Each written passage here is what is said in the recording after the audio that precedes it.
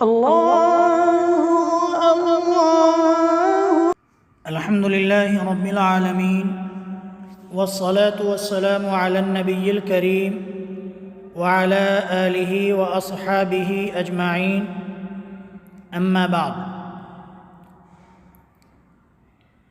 یوم عاشوراء زمانہ جاہلیت میں قریش مکہ کے نزدیک بڑا محترم دن تھا۔ اسی دن خانہ کعبہ پر نیا غلاف ڈالا جاتا تھا اور قریش اس دن روزہ رکھتے تھے۔ قیاس یہ ہے کہ حضرت ابراہیم علیہ السلام کی کچھ روایات اس کے بارے میں ان تک پہنچی ہوں گی۔ رسول اللہ صلی اللہ علیہ وسلم کا دستور یہ تھا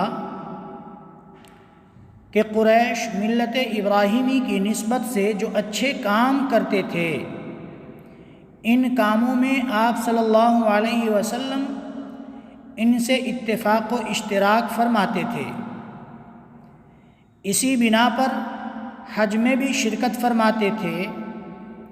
اپنے اس اصول کی بنا پر آپ صلی اللہ علیہ وسلم قریش کے ساتھ عاشوراء کا روزہ بھی رکھتے تھے، لیکن دوسروں کو اس کا حکم نہیں دیتے تھے۔ پھر جب آپ صلی اللہ علیہ وسلم مدینہ تشریف لائے اور یہاں یہود کو بھی آپ صلی اللہ علیہ وسلم نے عاشوراء کا روزہ رکھتے دیکھا اور ان کی یہ روایت پہنچی کہ یہ وہ مبارک تاریخی دن ہے جس میں حضرت موسیٰ علیہ السلام اور ان کی قوم کو اللہ تبارک و تعالی نے نجات عطا فرمائی تھی اور فرعون اور اس کے لشکر کو غرقاب کیا تھا، تو آپ صلی اللہ علیہ وسلم نے اس دن کے روزے کا زیادہ اہتمام فرمایا اور مسلمانوں کو بھی عمومی حکم دیا کہ وہ بھی اس دن کا روزہ رکھا کریں۔ بعض حدیثوں میں ہے کہ آپ صلی اللہ علیہ وسلم نے اس کا ایسا تاکیدی حکم دیا جیسا حکم فرائض و واجبات کے لیے دیا جاتا ہے۔ چنانچہ بخاری و مسلم میں حضرت سلمہ ابن الاکوع رضی اللہ عنہ اور ربیع بنت معوذ بن عفرہ رضی اللہ عنہما سے مروی ہے کہ رسول اللہ صلی اللہ علیہ وسلم نے یوم عاشوراء کی صبح مدینہ منورہ کے آس پاس کی ان بستیوں میں جن میں انصار رہتے تھے یہ اطلاع بھیجوائی کہ جن لوگوں نے ابھی تک کچھ کھایا پیا نہ ہو وہ آج کے دن روزہ رکھیں۔ جن لوگوں نے ابھی تک کچھ کھایا پیا نہ ہو وہ آج کے دن روزہ رکھیں، اور جنہوں نے کچھ کھا پی لیا ہو وہ بھی دن کے باقی حصے میں کچھ نہ کھائیں بلکہ روزہ داروں کی طرح رہیں۔ بعد میں جب رمضان المبارک کے روزے فرض ہوئے تو عاشوراء کے روزہ کی فرضیت منسوخ ہو گئی اور اس کی حیثیت ایک نفل روزہ کی رہ گئی۔ لیکن اس کے بعد بھی رسول اللہ صلی اللہ علیہ وسلم کا معمول یہی رہا کہ آپ صلی اللہ علیہ وسلم رمضان المبارک کے فرض روزوں کے علاوہ نفلی روزوں میں سب سے زیادہ اسی روزے کا اہتمام فرماتے تھے۔ یوم عاشوراء کی تاریخی اہمیت کہ یوم عاشوراء بڑا ہی محتم بالشان اور عظمت کا حامل دن ہے۔ تاریخ کے عظیم واقعات اس سے جڑے ہوئے ہیں۔ چنانچہ مؤرخین نے لکھا ہے کہ یوم عاشوراء میں ہی آسمان و زمین، قلم اور حضرت آدم علیہ السلام کو پیدا کیا گیا،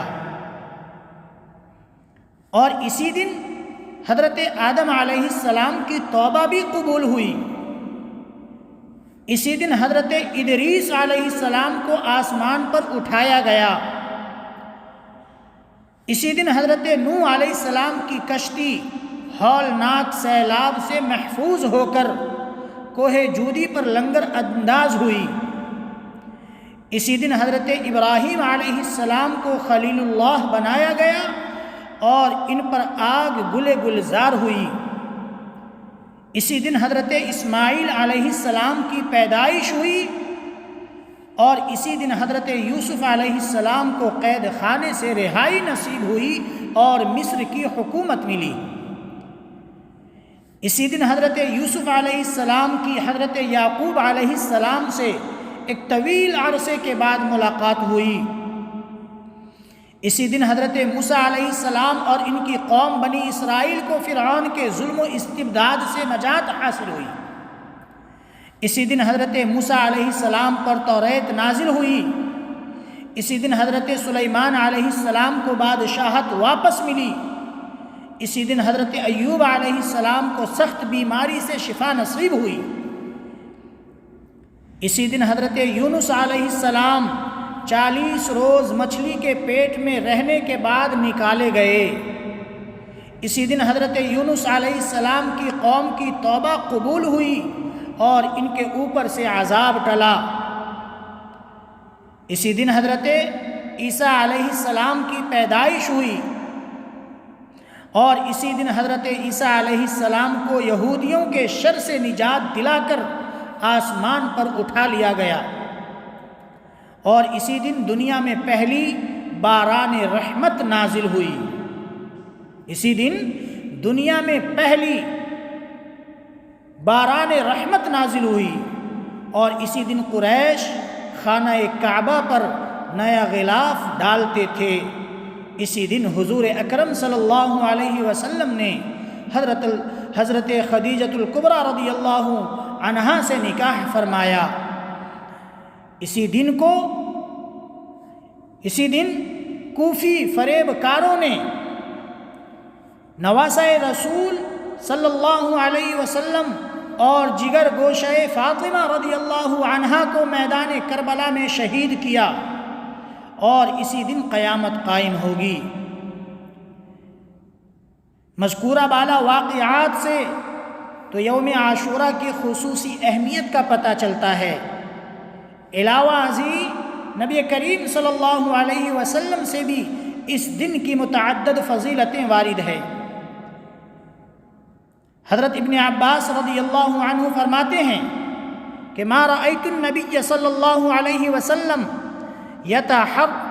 یتحرى صیام یوم فضلہ علی غیرہ الا هذا اليوم یوم عاشوراء وهذا الشہر یعنی شہر رمضان، کہ میں نے نبی کریم صلی اللہ علیہ وسلم کو کسی فضیلت والے دن کے روزہ کا اہتمام بہت زیادہ کرتے نہیں دیکھا سوائے اس دن یعنی یوم عاشوراء کے، اور سوائے اس ماہ یعنی ماہ رمضان المبارک کے۔ مطلب یہ ہے کہ حضرت ابن عباس رضی اللہ عنہ نے آپ صلی اللہ علیہ وسلم کے طرز عمل سے یہی سمجھا کہ نفلی روزوں میں جس قدر اہتمام آپ صلی اللہ علیہ وسلم یوم عاشوراء کے روزہ کا کرتے تھے اتنا کسی دوسری نفلی روزے کا نہیں کرتے تھے۔